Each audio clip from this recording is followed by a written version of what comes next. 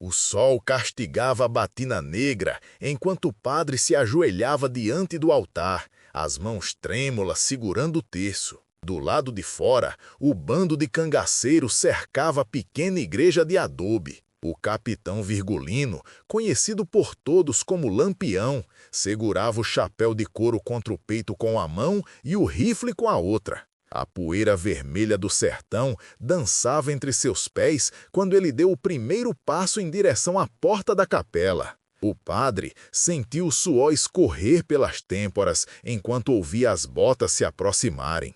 Quem negaria água a um moribundo no sertão e esperaria viver para contar a história? Mas o que aconteceu no instante seguinte marcaria o sertão por gerações inteiras. 3 dias antes, Padre Anacleto finalizava sua missa dominical sob o céu azul cobalto do sertão nordestino. A pequena igreja de pedra e cal, com suas paredes brancas descascadas pelo tempo, abrigava não mais que 20 pessoas naquela manhã. A seca já durava 8 meses. Os fiéis tinham olhos fundos e pele ressecada como a terra que tentavam cultivar. O padre de meia-idade, magro como um mandacaru e quase tão inflexível quanto, guardava seu cálice e vestimentas com o cuidado metódico de quem conhece o valor de cada gota no sertão. Atrás do altar, na pequena sacristia, ele trancava a caixa com as poucas moedas da coleta. A cisterna da igreja ainda tinha água, não muita, mas o suficiente para manter a horta que ele cultivava com tanto esmero. Uma horta que poucos na vila sabiam existir, escondida por um muro alto nos fundos da casa paroquial. Padre Anacleto não era conhecido por sua generosidade. A fé exige sacrifício, repetia em seus sermões, enquanto guardava para si os poucos recursos da paróquia. Se gosta de histórias assim, inscreva-se no canal para não perder a próxima. Naquela tarde, enquanto o sol começava sua descida preguiçosa no horizonte, um homem surgiu na estrada. Caminhava devagar, arrastando os pés na poeira. As roupas esfarrapadas e o chapéu furado mal cobriam sua pele castigada pelo sol. Um retirante como tantos outros que cruzavam aquelas terras, fugindo da morte que a seca trazia. Seus lábios rachados e os olhos fundos contavam a história de quem não via água há dias. O padre observava da janela da casa paroquial enquanto terminava de regar suas plantas com cuidado, medindo cada gota. Viu quando o homem se aproximou do pequeno poço da praça, já seco há meses, e depois cambaleou até a porta da igreja, onde caiu de joelhos. Anacleto fechou as cortinas. Não era o primeiro que chegava assim, e certamente não seria o último. Os recursos eram escassos demais para serem compartilhados com cada retirante que passasse pela vila. As batidas na porta começaram fracas e foram aumentando. Relutante, o padre finalmente atendeu, segurando a porta entreaberta. "Água, por favor, padre, só um gole d'água", o retirante sussurrou, a voz rouca como o vento que varria o sertão. Padre Anacleto endureceu o semblante. "Não temos água para dar, filho. A seca castiga a todos igualmente. Siga seu caminho e que Deus o proteja. Tenho andado 3 dias sem parar, padre. Não aguento mais um passo sem água. Por caridade." "A caridade também secou com as chuvas", cortou o padre, fechando a porta com firmeza. "Reze por chuva como todos nós." Através da janela, viu o homem se arrastrar para a sombra de uma árvore seca na praça. Sentiu um aperto no peito, que logo sufocou com as justificativas de sempre. Se ajudasse a todos, logo ele mesmo morreria de sede. Deus entenderia suas razões, mas sua dureza logo chamaria algo muito maior do que arrependimento. Na manhã seguinte, o retirante não estava mais sob a árvore. Padre Anacleto respirou aliviado enquanto varria a entrada da igreja. Talvez o homem tivesse encontrado ajuda em outro lugar, ou seguido viagem durante a noite. De qualquer forma, não era mais seu problema. Foi então que notou a aproximação de Maria das Dores, uma viúva que morava nos arredores da vila. Trazia nos braços um feixe de lenha e no rosto uma expressão sombria que o padre conhecia bem. Era o olhar de quem trazia notícias ruins. Bom dia, Maria. Que Deus lhe dê forças para carregar esse peso todo, disse ele, mais por hábito que por sincera preocupação. O peso que carrego hoje não é só dessa lenha, padre, respondeu a mulher, parando diante dele. O retirante que o senhor mandou embora ontem, ele era primo de Bentinho. O padre franziu o senho, confuso. Bentinho? Quem é Bentinho?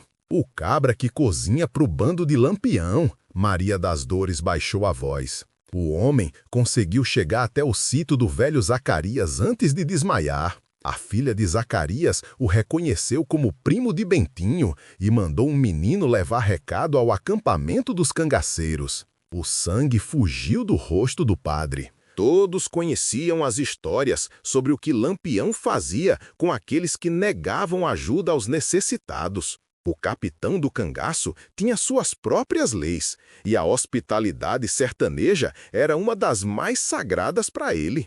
Você tem certeza disso, Maria? Não pode ser o mesmo homem? É o mesmo, padre. Elias é o nome dele. Traz uma cicatriz no pescoço do lado esquerdo. Bentinho já falou dele na vila quando passou por aqui há 2 meses. A notícia correu como fogo em palha seca. Antes do meio-dia, toda a vila sabia. Alguns já começavam a arrumar seus pertences, temendo a chegada dos cangaceiros.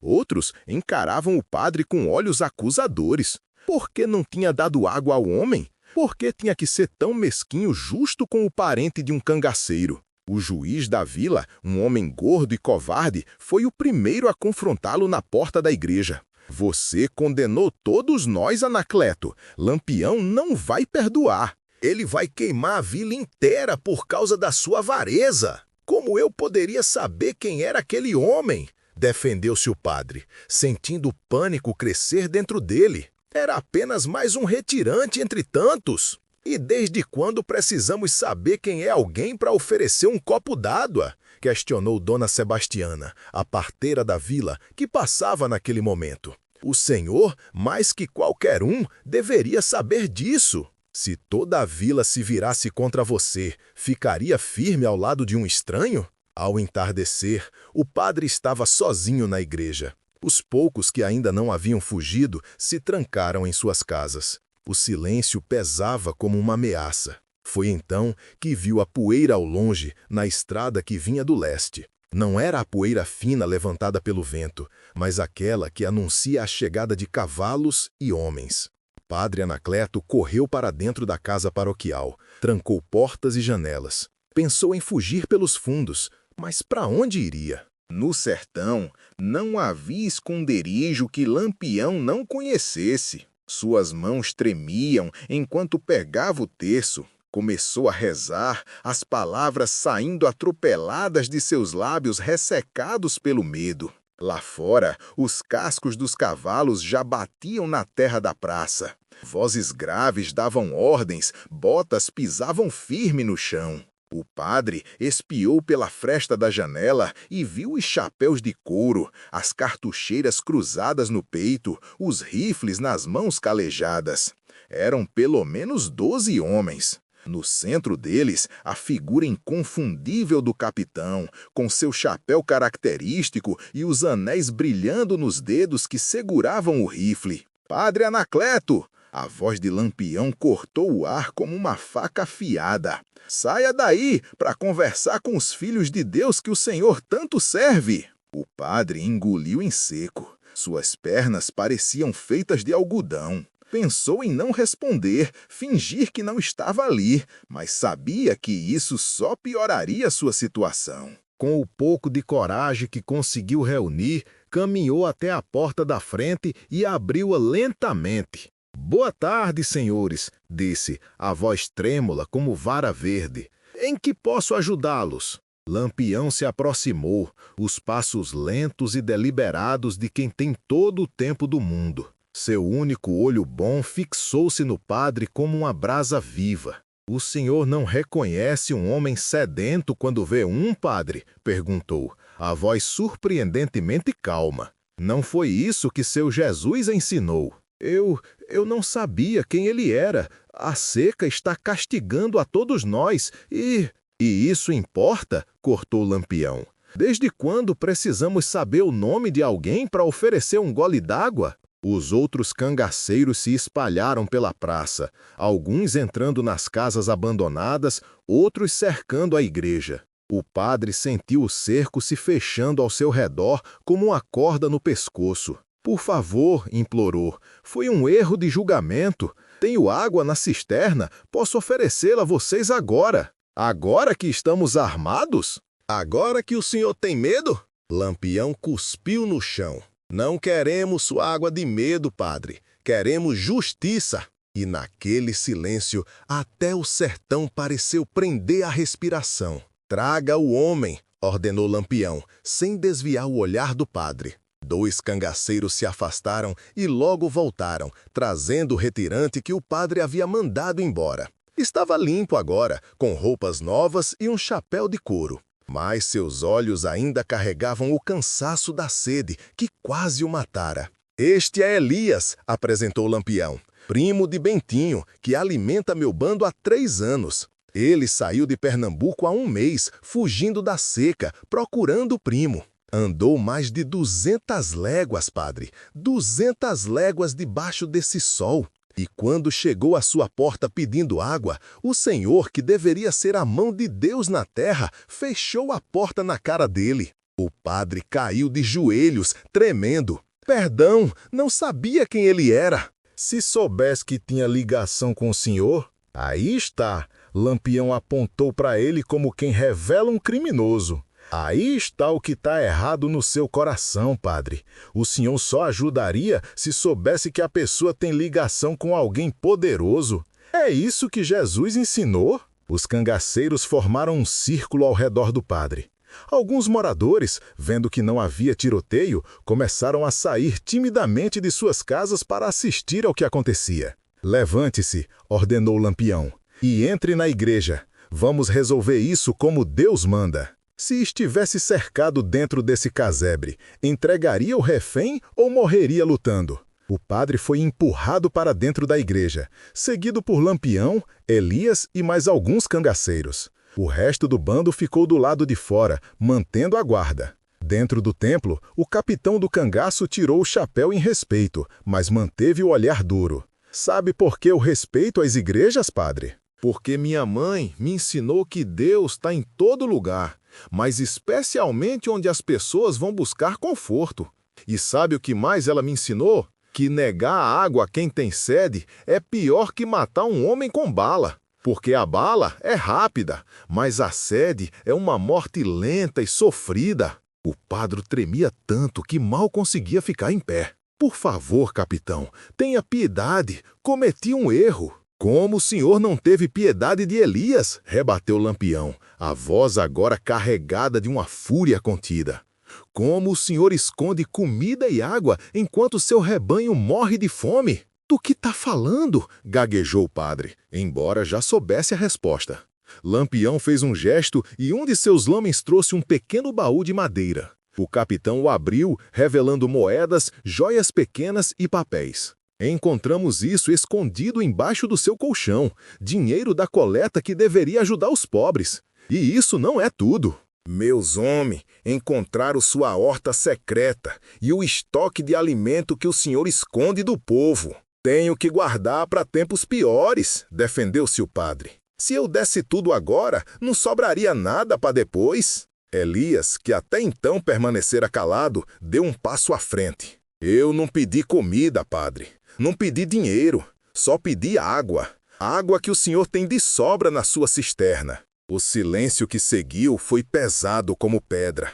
Lampião andou até o altar e passou a mão sobre a toalha branca bordada. Sabe, padre, muita gente pensa que sou um demônio, que mato por gosto, que roubo por ganância. Mas eu tenho um código. No sertão, a gente pode não ter muito, mas a gente divide o pouco que tem. Quem nega a água, nega a vida. E quem nega a vida... O padre caiu de joelhos novamente, as mãos juntas em súplica. Pelo amor de Deus, não me mate. Posso mudar. Posso dar tudo o que tenho aos pobres. Abrirei a cisterna para todos. Nesse momento, uma mulher entrou na igreja. Era Dona Sebastiana, a parteira. Capitão, ela chamou com respeito, mas sem medo. Antes de decidir o que fazer com o padre, precisa saber de uma coisa. Lampião fez um gesto para que ela se aproximasse. A mulher tirou de dentro da roupa um pequeno terço de madeira, gasto pelo uso. Este terço pertenceu à sua mãe, não foi? Perguntou ela, estendendo o objeto para o cangaceiro. Lampião pegou o terço com cuidado, examinando-o com seu único olho bom. Reconheceu as marcas, os pequenos entalhes que sua mãe havia feito com tanto carinho. Como você tem isso? Perguntou, a voz subitamente mais baixa. Sua mãe me deu antes de morrer. Eu ajudei no parto do seu irmão mais novo, lembra? Ela disse que um dia eu encontraria você e saberia a hora certa de entregar isso. Acho que a hora é agora. A revelação caiu como um raio na igreja silenciosa. Lampião segurou o terço com força, os nós dos dedos brancos de tensão.